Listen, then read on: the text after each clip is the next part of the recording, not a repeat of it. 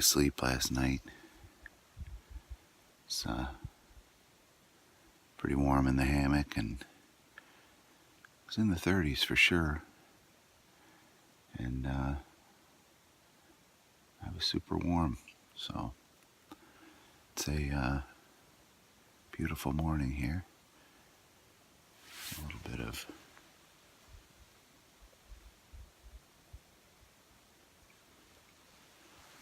my view here. I just came down here by the water. Guys are still up and sleeping, so figured I'd come down and enjoy this morning here. It's unbelievable. Oh.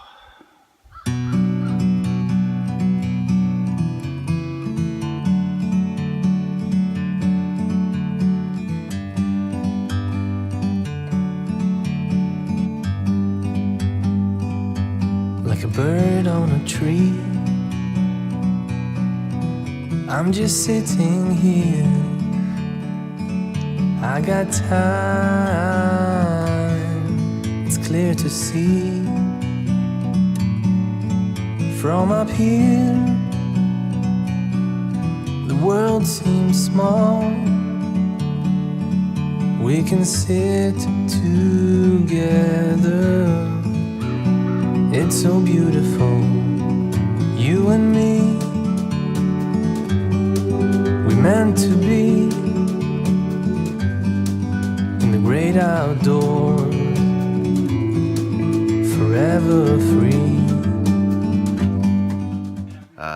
This morning we left our campsite, kind of doing a base camp. We left our stuff there, took the canoes, and we're just going around Lake Louisa checking out the other site. So this is one of the other campsites that are there.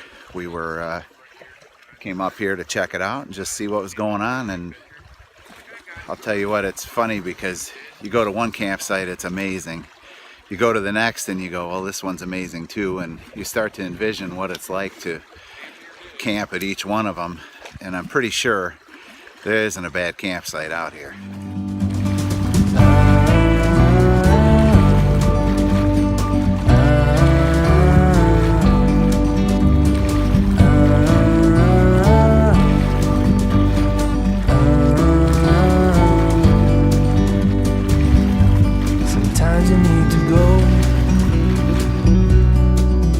Take a step back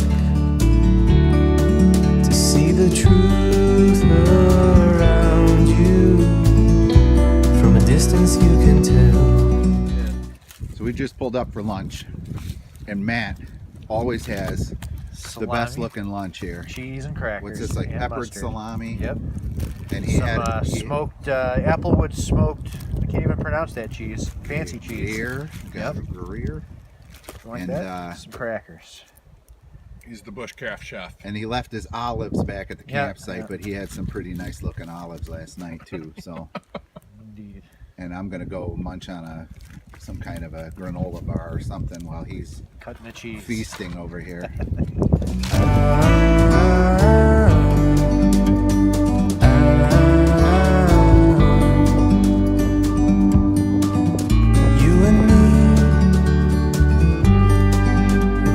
To be in the great outdoors, forever free. You and me, meant to be in the great outdoors, forever free.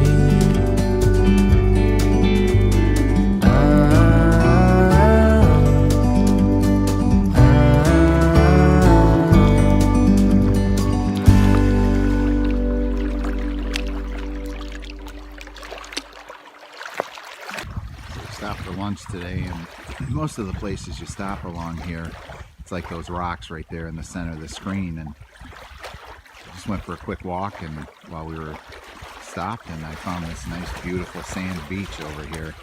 You don't see this a lot over here, but it's pretty nice. Nice little swimming hole.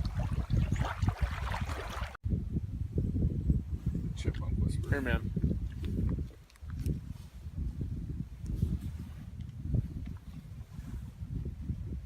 dehydrated goji berries.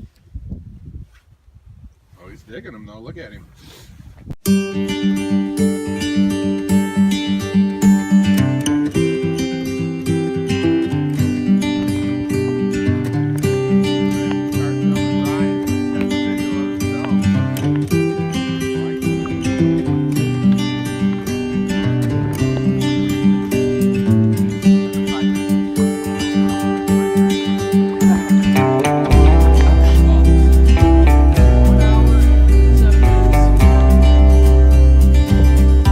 Also want to just give you a quick tour of the site. This is a pretty typical site. This right here is kind of pretty far back from the main part of the site, but some areas where you could hang or throw some tents back here. So Matt's got his set up back here. The rest of us are up this direction. So I'm going to walk up that way right now just to kind of show you.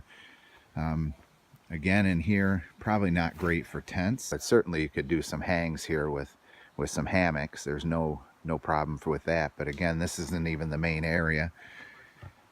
This is just another possibility for where people could come, and I suppose you probably do a tent in some spots here, especially depending on how big it is. But you can see there where our space is, where we're kind of have the main camping area. So we've got a tent here. We've got 2 hammocks over that direction. Let's see here, the fire pit area. That's a weird feeling. I've never been choked out like that. It's just like my blood would pump. I could see. And then you couldn't Almost see. every See, campsite that we've been to has a really nice fire pit set up here. So this is where canoes go, and you can see here the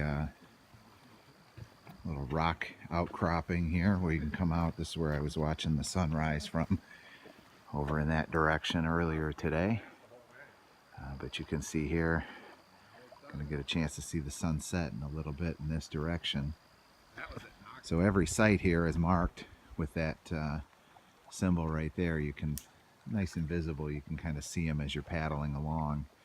When you get your permit, you got to tell them where it is that you plan to stay, and they only allow as many permits as are on that particular lake. So you're guaranteed a spot on the lake. You're not guaranteed any particular spot, and it's kind of first come, first serve. In this one, I'd say there might be maybe 10 or a dozen sites spread out around the entire lake. So the final piece I want to show you is every one of these also has a thunder box. So rather than going off and having to dig your own hole, they have a little symbol there that kind of points in the direction of where the thunder box is. And there's the thunder box right there. I'll let you figure out why they call it a thunder box.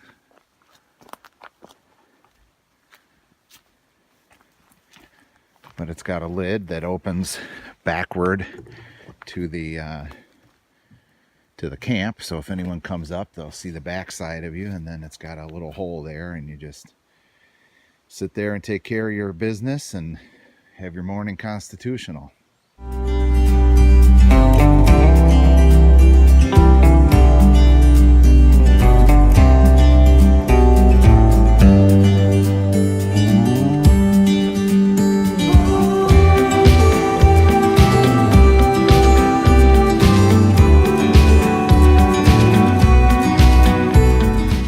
Share with you some of what we do here in camp life. So what do you got going over there? Firebox and dishwater. So he's got this really cool stove there. You just kind of keep feeding it's a wood gasifier stove, so you just keep feeding little sticks in there, and Twig stove, feed a little bit at a time, and it reburns its own smoke. And you've had that going probably the better part of an hour right now. Every bit of. Made dinner and made some coffee, and now he's sterilizing his pan there. He got some lake water and just cleaning it up. And over here, Matt's well on his way to Carving a spoon. making a spoon, Spoon carving going on. as evidenced with all of the shavings down there. That is one angry chipmunk.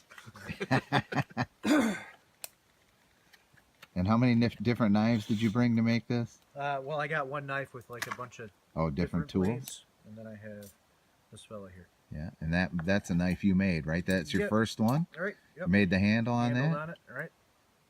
It's got elk antler in there, red jasper, and cocobolo.